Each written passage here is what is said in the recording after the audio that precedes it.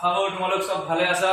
So as you all know that we have been doing science, okay, and that is also lesson 3 of your chapter which of your book, that is animals and their way of life. Mane ki asle meaning to je jibojantu aru hiot kenekoi thake hiotor jibon paddhati hoine. So we have already completed up to page number 24, first paragraph of page number 24. Ami yar leke complete korisilu hoine, the first paragraph of page number 24 aru aji ami arambho korim. Today we are going to start the plant eating animals and flesh eating animals and we will go up to rodents. ঠিক আছে, আমি ইয়ার লগে আজি এই তিনটা topic we are going to cover in today's class.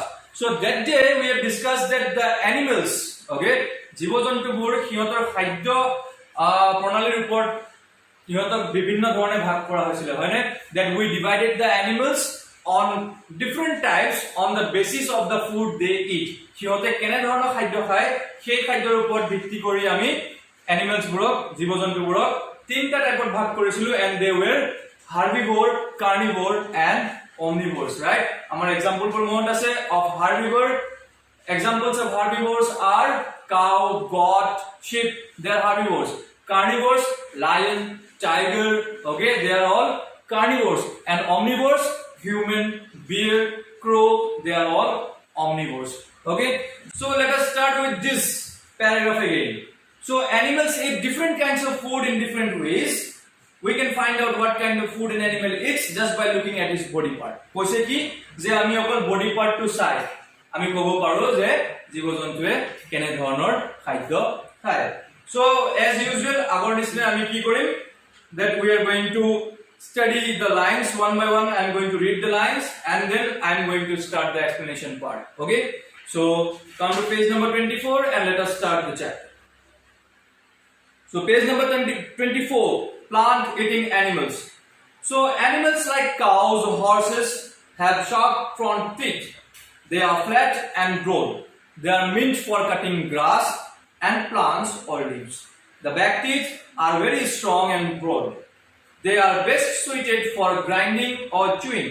They have no teeth for tearing the food. The front teeth and the back teeth are separated by a small space.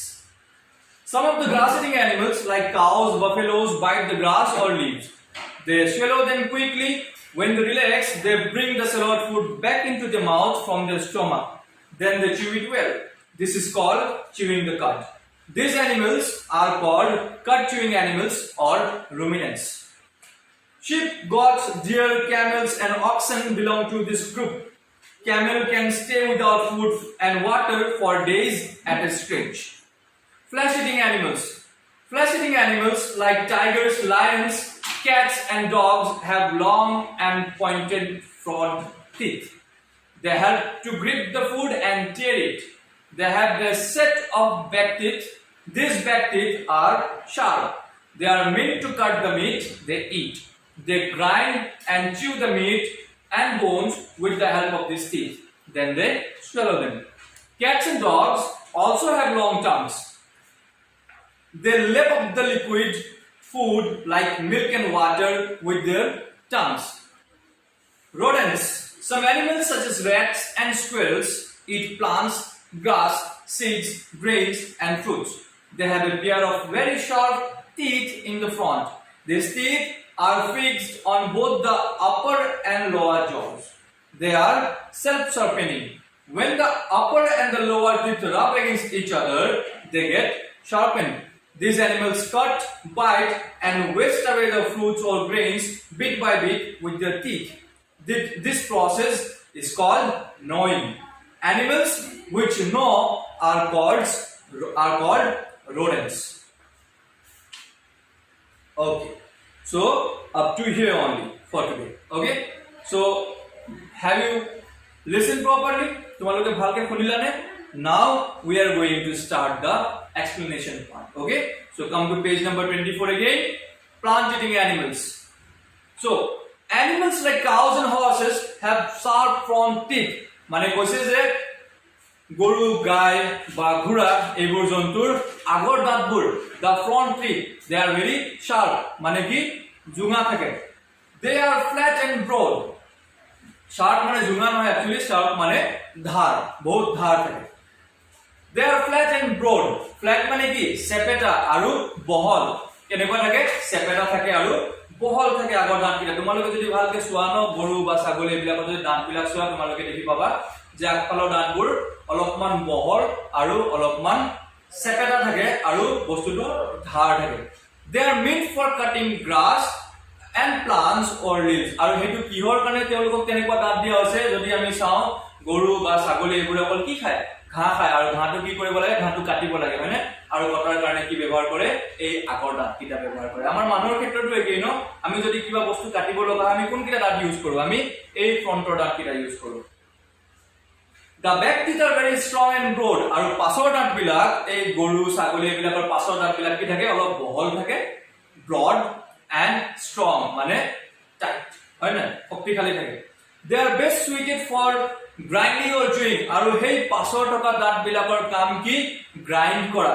মানে চুবোৱা মানে গুড়া কৰা and or chewing মানে চুবোৱা হয়তো গুড়া কৰা নহলে চুবোৱা হেতে কি কৰে চাবাচোন আগফালৰ দাঁতকিটা ইউজ কৰি ঘাঁহটো সিহঁতে কাটি খাই লয় তাৰ পিছত সিহঁতে কি কৰে এনেকে কৰি চুবাই they have no teeth for tearing the food খাদ্য চিঙিবলৈ সিহঁতৰ কোনো দাঁত নাথাকে যেনেকে আমাৰ থাকে না আমি যদি এই দাঁতটো চাও আমাৰ ইয়াত যদি চাও দেন অলপমান পইন্টেড থাকে অলপমান জুঙা থাকে আৰু এটো কিহৰ কাৰণে এটো খাদ্য বস্তু চিঙিবৰ কাৰণে কিন্তু গৰু ছাগলী এইবিলাকৰ এই দাঁতটো নাথাকে যেটো আমি কেনাইন বুলি কওঁ ঠিক আছে এই কেনাইন দাঁতটো নাথাকে and why they don't have that canine tooth because তেওঁলোকে মাংস নাখায় মাংস খালেহে মাংসটো চিঙিব লাগিব হয় নাই এনে তেওঁলোকে কি খায় গছ খায় গছৰ পাত খায় ঘাঁহ খায় সৰু সৰু গছবোৰ খায় ন তো হেতু কাৰণে কি কৰিব লাগে সিহঁতক অকল কাটিব লাগে so they have only the teeth which is needed for cutting and for chewing সেই কাৰণে অকল দুটা টাইপৰ দাঁতে থাকে the front teeth and the back teeth are separated by a small space আগৰ দাঁতবোৰ আৰু পাছৰ দাঁতবোৰ অলপমান গেপ থাকে ইয়াত মাজত Some of the grass-eating animals like cows and buffaloes bite the grass or leaves. কিন্তু বুজি পালাই চাগে কিছুমান ঘাঁহ খোৱা জন্তুৱে কি কৰে যে ঘাঁহটো খাই লয় they swallow them quickly আৰু সাবা যদি গৰু চৰি থাকে ন গৰু চৰি থাকোতে কি কৰে সিহঁতে এফালৰ পৰা ঘাঁহটো খাই গৈ থাকে they swallow them quickly একদম পপককে তেওঁলোকে গিলি থাকে when they relax আৰু তাৰ পাছত যেতিয়া বহি থাকে তেতিয়া কি কৰে they bring the swallowed food back into the mouth আকৌ কি কৰে পেটৰ পৰা আকৌ সেই খাদ্যটো যেতিয়া তেওঁলোকে ৰেষ্ট কৰে যেতিয়া বহি থাকে তেতিয়া কি কৰে পেটৰ পৰা খাদ্যটো আকৌ মুখলৈ আনে আৰু তাৰ পিছত খাদ্যটো আকৌ চুবাই যাতে ভালকে হজম কৰিব পাৰে when they relax they bring back the swallowed food back into the mouth from their stomach then they chew it well তাৰপিছত কি কৰে তাৰপিছত আকৌ ভালকে চুবাই this is called chewing the cud সেই বস্তুটো যে সেই ঘাঁহখিনি যেটো পেটৰ পৰা আকৌ উলিয়াই মুখলৈ আনে তাক কোৱা হয় কি বুলি কাড তাক কয় কাড CUD কাড ঠিক আছে আৰু এই আকৌ পেটৰ পৰা বস্তুটো মুখত আনি আকৌ চুবোৱাটো কি বুলি কয় chewing the cud you please underline all those important words okay chewing the cuds these animals are called cud chewing animals এইবোৰ জন্তু কি বুলি কয় যেনে গৰু গাই মানে মহ এগুলো কি বুলি কয় cud chewing animals মানে জিবুৰে cud চুবাই okay they are called cud chewing animals or ruminants RUMINANTS cud chewing animals okay or ruminants sheep goats deer camels and oxen belong to this group camel can stay without food and water for a days at a stretch to koise ki sheep goat deer camels and oxen mane ki kargor hiote eitu groupot ase means which group the group of plant eating animals camel can stay without food and water for days at a stretch ami janu no je ut camel hiote kot thake they live in desert aru ta পানী খুব কম পোৱা যায় খুব কম পৰিমাণে পোৱা যায় কাৰণ বালিত পানী নাথাকে হয়নে গোটেই বালিত কি কৰে কেমেলে কিমান দিনলৈকে ফুসকাই থাকিব পাৰে ন কিয় কাৰণ তেওঁলোকে এক সপ্তাহলৈকে পানী নোখোৱাকে থাকি যাব পাৰে they store their water and food camel can stay without food and water for days at a stretch মানে একে লেঠাৰিয়ে তেওঁলোকে বহুত দিন খাদ্য আৰু পানী নোহোৱাকে জীয়াই থাকিব পাৰে Now let us come to the next topic that is flesh-eating animals. So flesh-eating animals like tigers, lions, cats and dogs have long and pointed front teeth. তো আমি কুকুৰ দেখিছো ন আমি কুকুৰ দেখিছো আমি বাঘু দেখিছো আৰু পিকচাৰটো দি আছে you see in the picture okay there are pictures given of lion dog and cat so if you see in this picture you can see clearly that the front teeth of those animals are pointed মানে কি জুঙা এনেকুৱা টাইপৰ থাকে এনেকুৱা টাইপৰ জুঙা দাঁত থাকে হয়নে এনেকুৱা টাইপৰ হয় yes they help to grip the food and chew it আৰু এনেকুৱা দাঁত কিহৰ কাৰণে থাকে to grip the food মানে খাদ্যটো ধৰি লবলৈ কিয় কাৰণ পইন্টেড থাকিলে কি বস্তুটো ফুমাই যাব ন যদি মাংস চুবাইছে মাংসটো ফুমাই যাব তাৰ পিছত কি কৰিব and then they tear it মানে কি সিঙি আনে বস্তুটো এনেকে কৰি সিঙি আনে they have a set of back teeth তেওঁলোকৰ পাছফালেও দাঁত থাকে and this back teeth are sharp আৰু সেইবোৰো কি থাকে ধাৰ থাকে they are meant to cut the meat they eat আৰু কিয় ধাৰ থাকে বুলি যদি আমি কওঁ প্ৰথমৰ দাঁত কিটাই কি কৰে বস্তুটো গ্ৰিপ বনাই সিঙি আনে আৰু পাছৰ দাঁত কিটাই কি কৰে হেতু কাটিবলৈ সুবিধা কৰে they grind and chew the meat and bones with the help of these teeth কিয়তে কি কৰে এই বেক টিথৰ সহায়ত যেটো দাঁত কিয়তৰ পাছফালে থাকে এই বাঘ বা কুকুৰ বা মেকুৰী বা সিংহ এগুলোৰ যিবোৰ দাঁত পাছফালে থাকে সেইবোৰ দাঁতৰ সহায়ত কি কৰে তেওঁলোকে they grind তেওঁলোকে কি কৰে গুড়া কৰে and chew the meat আৰু তাক ভালকৈ চুবাই আৰু অকল মিট নহয় হাড়িও চুবাই দিব পাৰে then they swallow them তাৰপিছত কি কৰে খাদ্যটো গিলি দিয়ে cats and dogs also have long tongues cats আৰু dogs ইহঁতৰ কি থাকে জিভাটো অলপ দীঘল থাকে আৰু জিভাটো কেলে দীঘল থাকে they lap up the liquid food they lap up মানে এনেকে উঠাই আনে আমাক কি লাগে যেতিয়া কুকুৰ বা মেকুৰীয়ে যেতিয়া পানী খায় আমি ভাবো যে তেওঁলোকে জিভাটো এনে কৰি আগফালে ভাঁজ কৰি পানীটো উঠাই আনে হয়নে কিন্তু নহয় যদি ভালকৈ অবজাৰ্ভ কৰো তেওঁলোকে জিভাটো বেক সাইডে বেন্ড কৰে আৰু পানীটো এনেকে উঠাই লয় ফ্ৰন্ট সাইডে বেন্ড নকৰে তেওঁলোকে জিভাটো বেক সাইডে বেন্ড কৰে আৰু উঠাই আনি মুখত পানীটো ঢালে okay so why cats and dogs have long tongues because they lap up the liquid food like milk and water with their tongue আৰু কিয়তে কি কৰে সিহঁতে সেই টাঙৰ সহায়ত কি কৰে পানী বা গাখীৰ এইবোৰ বস্তু চেলেকি খায় now the last topic of today is rodents okay so some animals such as rats and squirrels eat plants grass seeds grains and fruits কিছুমান জন্তু যেনে rat squirrels ইহঁতে কি কৰে squirrels মানে কি হয় সৰু সৰু জন্তু থাকে যে গছত বগাই থাকে সেইবিলাক squirrels বুলি কয় নেক্সট টু এনেকুৱা দীঘল টাইপৰ এনেকুৱা টাইপৰ থাকে নেক্সট টু এনেকুৱা ঘূৰণীয়া টাইপৰ থাকে আগফালে সৰু সৰু হাত কিটা এনেকুৱা